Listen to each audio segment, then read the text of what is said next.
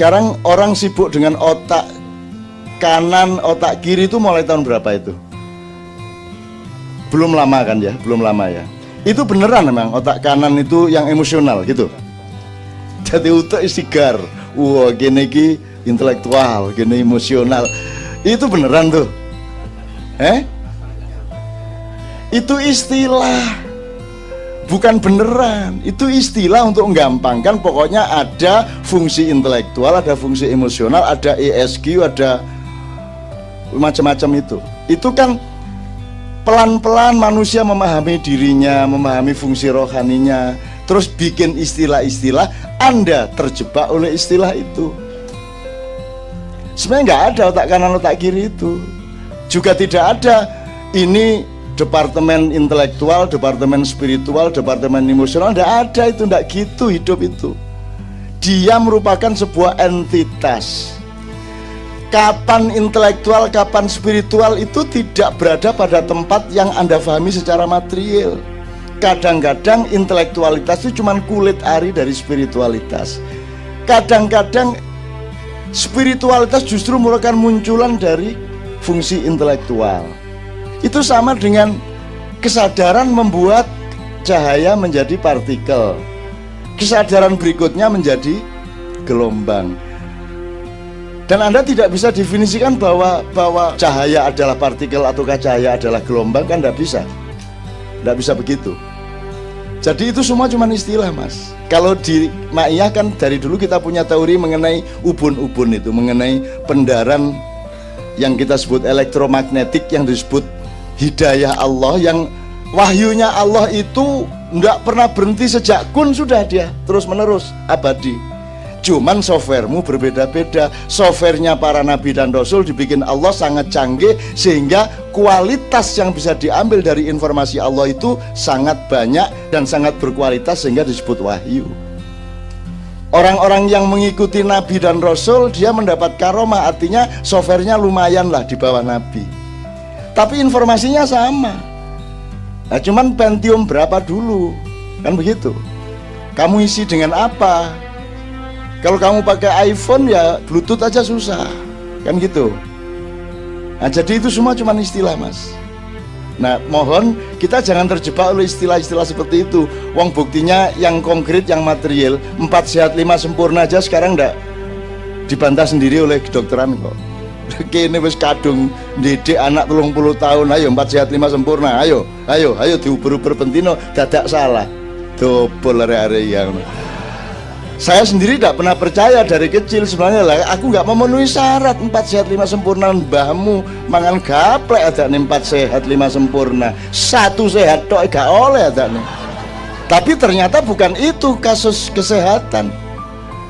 Ternyata bukan makan apa yang penting. Misalnya pemilu. Rakyat tuh penting nggak sih dalam politik Indonesia? Penting nggak? Apa sih fungsi rakyat? Fungsi rakyat adalah angka. Kamu nyoblos 1 angka, kakakmu nyoblos 1 angka.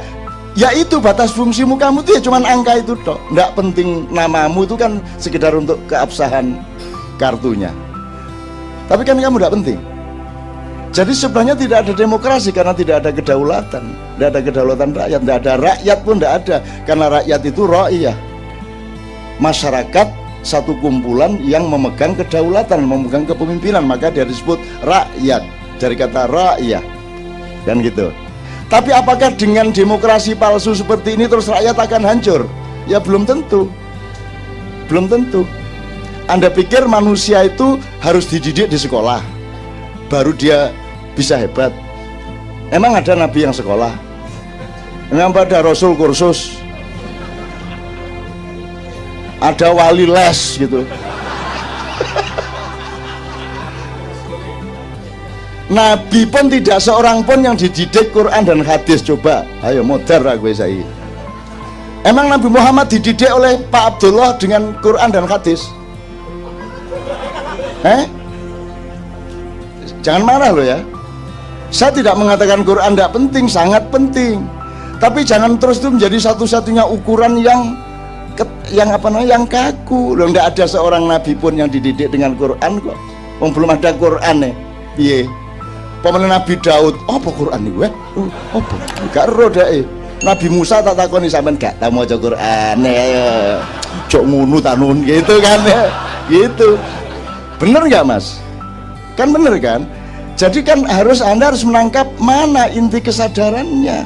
Bukan lembaran Qurannya, bukan bunyi ayatnya, tapi inti kesadarannya apa? Karena ayat juga berlipat, berlapis-lapis. Ada ayat diskusi, ada ayat merayu, ada ayat memanggil, ada ayat menyapa, ada ayat memerintah. Masing-masing kesadarannya berbeda-beda. Ada ayat yang godain, ada yang ayat yang ancaman. Ini kalau saya kasih contoh masing-masing banyak. Bisa kita sebut ayat-ayat yang ayat diskusi, misalnya ayat pernikahan, ayat diskusi. Silakan kamu kalau memang kamu bisa 1, 2, 3, atau 4, tapi kalau kamu takut tidak berbuat adil 1 saja. Itu kan nggak tegas toh.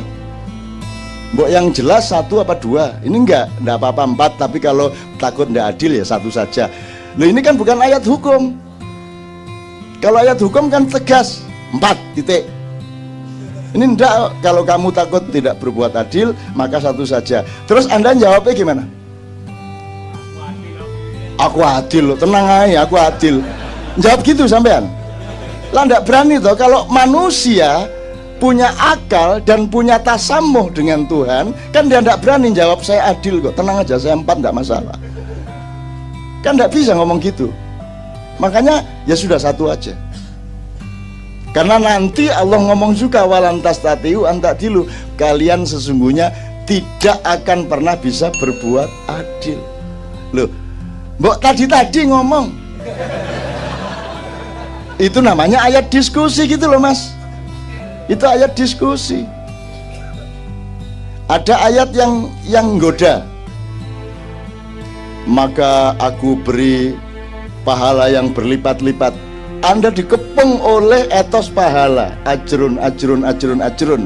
Anda sampai lupa kepada 1 ayat yang tersembunyi, ittabi'u man la yas'alukum ajron wahum muhtadun. Ikutilah orang-orang yang tidak mencari pahala. Lho sampean iku ya nopo karep sampean?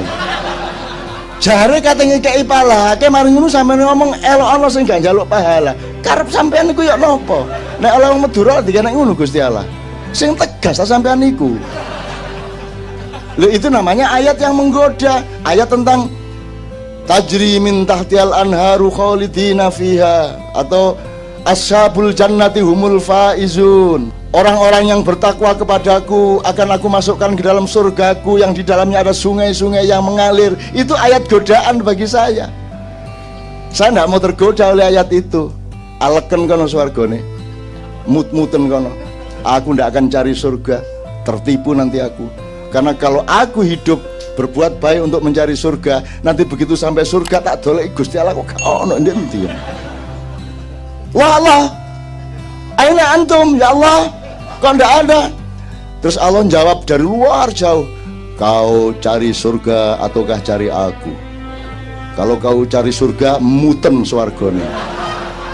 Ngono. Maka aku tidak pernah cari surga, karena kalau cari surga dapat, tapi Allah belum tentu dapat. Tapi kalau aku cari Allah, pasti dapat Allah, pasti dapat surga. Terus disuruh kos di mana kalau tidak di surga?